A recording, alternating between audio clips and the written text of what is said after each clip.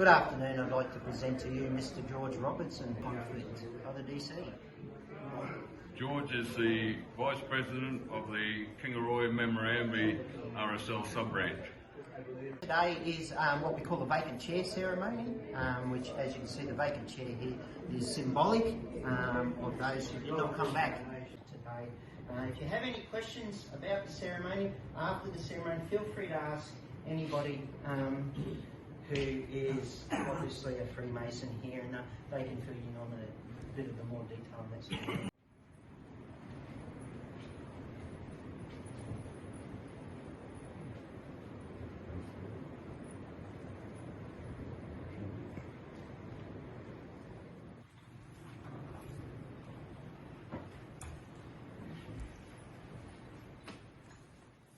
Worshipful Master Blackbutt, visiting brethren, visitors and guests. My name is George Robertson and I'm currently Vice President of the Kingaroy-Memerambi RSL sub-branch. I wish to thank everyone here for allowing me to attend this solemn meeting and the opportunity to talk a little about the subject that has long been dear to me. We will gather in a few days to remember an occasion that changed the course of our nation's history and the history of the world. Unlike that time many years ago, a conflict occurred that basically was forgotten and is written down as a police action. 74 years ago, war broke out at the Korean Peninsula.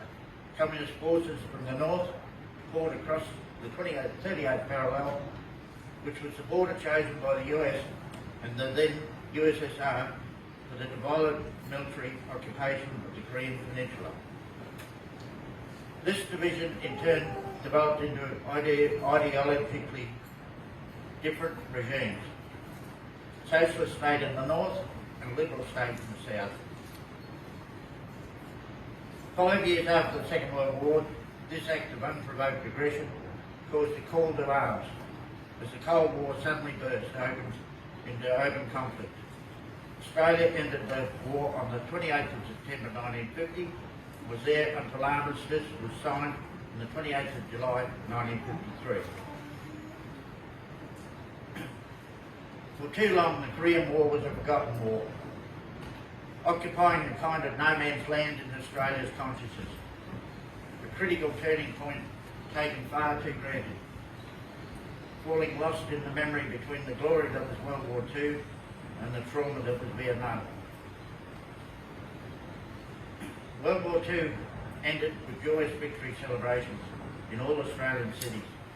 Vietnam ended with our troops returning to mixed receptions, but Korea ended with a demilitarised army. Korea was a war without a clear victory, a conflict that ended in stalemate and a tense armistice which technically is still ongoing. Of course, for Korean War veterans, their war was never forgotten. They remember the monsoon mud, the searing heat, the biting cold, the swarming insects. They remember the desperate defence of the Putin perimeter, the daring and brilliant landing at Incheon, the bitter fighting at Mariangson and Capion. The vicious trench warfare along the 38th parallel. There were many major engagements that 3RAA, the battalion I served with in Vietnam. In one, the Battle of Capion, they with the 2nd Battalion of the Princess Patricia Light Infantry, the Canadian unit, stopped an entire Chinese division, which then halted the Chinese offensive and saved Seoul from being overrun. For this they awarded the American Presidential Citation.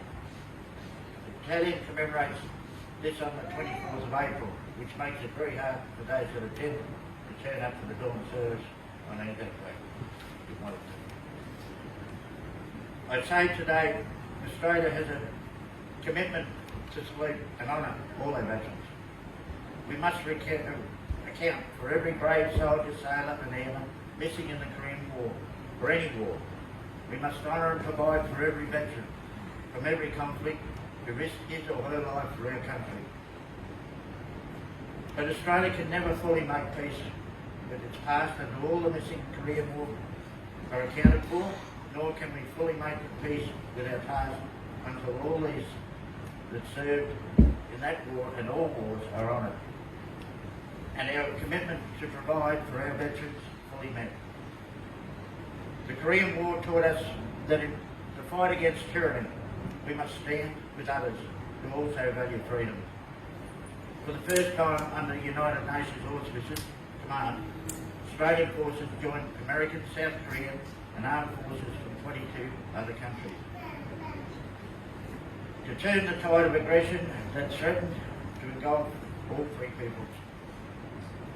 Finally, the Korean War reaffirmed to the world a basic fact about the Australian people, that we, the Australian people, are prepared to stand up against tyranny, are ready to resist aggression and defend freedom.